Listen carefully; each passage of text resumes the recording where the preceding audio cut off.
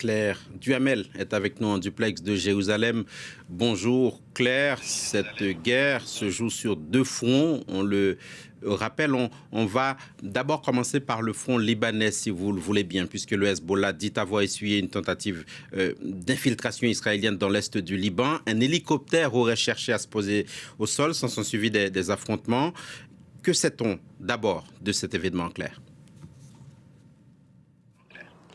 Bonjour Philomé. Oui, eh bien si cet événement est avéré, c'est un événement d'une grande rareté, même si ce n'est pas inédit. L'armée israélienne était déjà allée au sol, par exemple en 2024, pour mener des opérations spéciales. Alors les faits tels qu'ils nous apparaissent ce matin, c'est d'abord cette vidéo qui est publiée massivement sur les réseaux sociaux, sur laquelle on voit des tirs nourris attribués à la milice Redouane, qui est l'unité d'élite du Hezbollah, des tirs nourris dans le ciel, alors qu'un hélicoptère israélien cherchait à se poser, selon des sources libanaises. C'est au nord-est de Beyrouth, à proximité de la ville de Baalbek, dans la zone frontalière entre le Liban et la Syrie.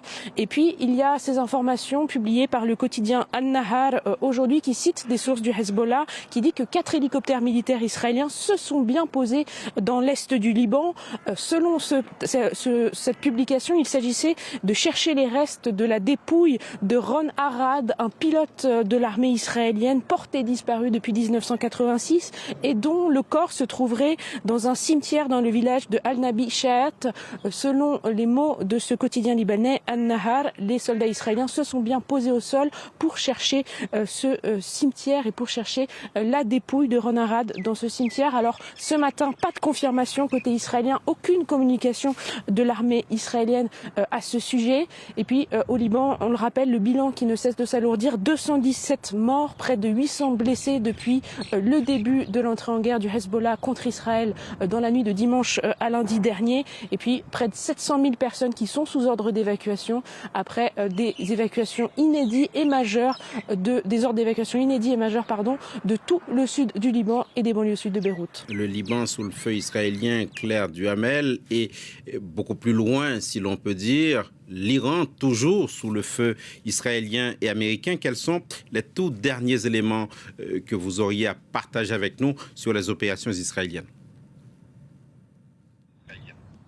Bien, vous savez, avant-hier, Eyal Zamir, qui est le chef d'état-major israélien, avait annoncé qu'Israël entrait dans une nouvelle phase dans la guerre contre l'Iran et qu'il s'agissait de frapper en profondeur des cibles du régime et ses capacités militaires. Or, plusieurs sources iraniennes indiquent depuis la nuit d'hier, que les frappes israéliennes n'ont jamais été aussi fortes sur la capitale de Téhéran. Ce matin, l'armée israélienne dit qu'elle a utilisé cette nuit 80 avions de chasse israéliens, plus de 230 munitions pour frapper Téhéran.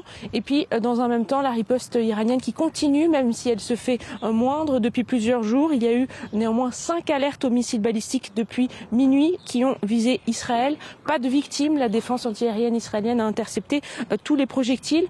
En fait, depuis quelques jours, l'armée israélienne estime qu'elle a déjà largement détruit les capacités balistiques iraniennes. Elle estime avoir détruit 60% des lanceurs de missiles balistiques. Elle voit là une corrélation avec le fait que la situation est aujourd'hui plus calme en Israël. Alors ce chiffre de 60% est à peu près invérifiable, mais ce qui est certain, c'est que les alertes résonnent moins en Israël, qu'il n'y a pas eu de victimes depuis dimanche dernier. Le bilan côté israélien s'élève à 10 morts en tout, et on le voit bien au quotidien, une forme de vie quotidienne qui reprend entre les alertes et des Israéliens qui disent qu'ils se sentent protégés par le système de défense anti-aérien israélien. On ressent très clairement la suprématie israélienne dans le ciel, ici en Israël. Et des Israéliens qui nous disent que de façon quasi unanime, ils soutiennent Israël dans cette guerre contre l'Iran, puisque selon un sondage publié hier par l'Institut israélien pour la démocratie, ce sont 93% des juifs israéliens qui estiment qu'ils soutiennent cette guerre en Iran, tandis que 74% d'entre eux disent qu'ils font confiance à leur Premier ministre Benyamin Netanyahou pour mener cette guerre contre l'Iran. Merci beaucoup Claire Duhamel.